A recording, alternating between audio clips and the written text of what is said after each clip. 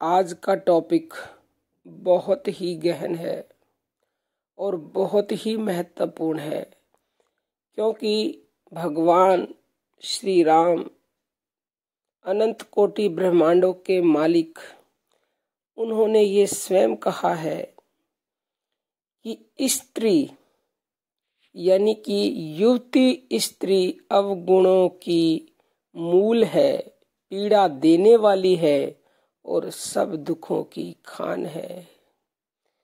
आखिर क्यों कहा भक्तों, क्या कारण है? तो चलिए जानते हैं। रामचरितमानस के अरण्य कांड में ये वर्णित है। बात उस समय की है जब नारद जी ने भगवान से कहा कि हे प्रभु, आपने मेरा विवाह होने से क्यों रोका?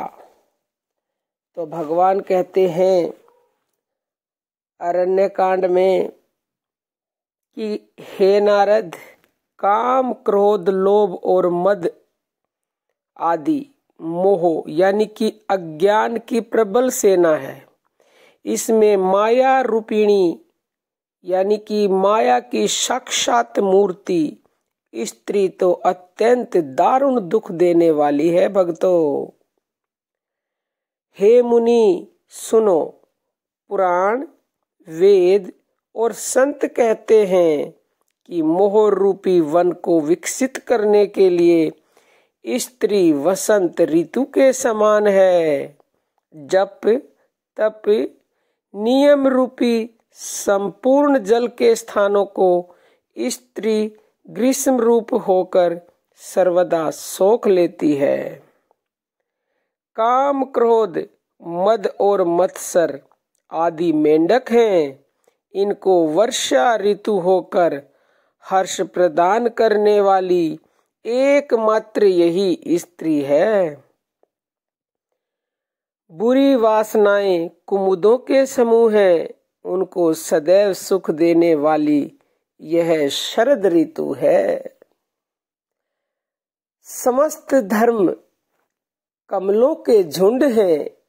यह नीच यानी कि विषय जन्य सुख देने वाली स्त्री हिम ऋतु होकर उन्हें जला डालती है।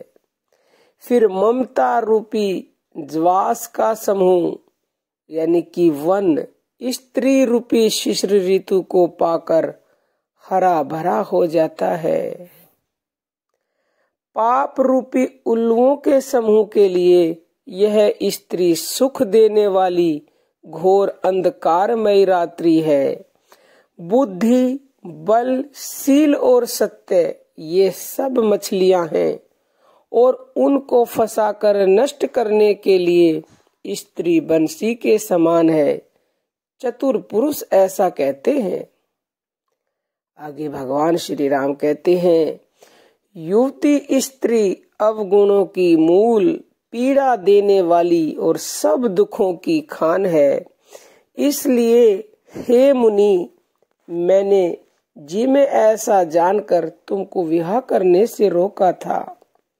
इतना सुन करके नारद जी कहते हैं और पुलकित हो जाते हैं और अश्रुओं की धारा बहने लगती है और वो मन ही मन कहने लगे कि किस प्रभु की ऐसी रीति है जिसका सेवक पर इतना ममत्व और प्रेम हो। जो मनुष्य भ्रम को त्याग कर सिर्फ ऐसे प्रभु श्री राम को नहीं भजते, वे ज्ञान के कंगाल, दुर्बुद्धि और अभागे हैं। फिर नारद मुनि आदर सहित प्रभु श्री राम के चरण कमलों में लेट गए और उन्हें कोटि कोटि धन्यवाद करने लगे। भक्तों, ऐसे हैं प्रभु श्री राम, अपने भक्तों की इतनी रक्षा करते हैं। उन्हीं की जिम्मेवारी है उन्हें लोभ मोह काम क्रोध आदि से बचाना। अगर हम सिर्फ और सिर्फ उनके ही आश्रित हो जाते हैं तो अब हम अपनी वाणी को विराम देते हैं। जय श्री राम भक्तों।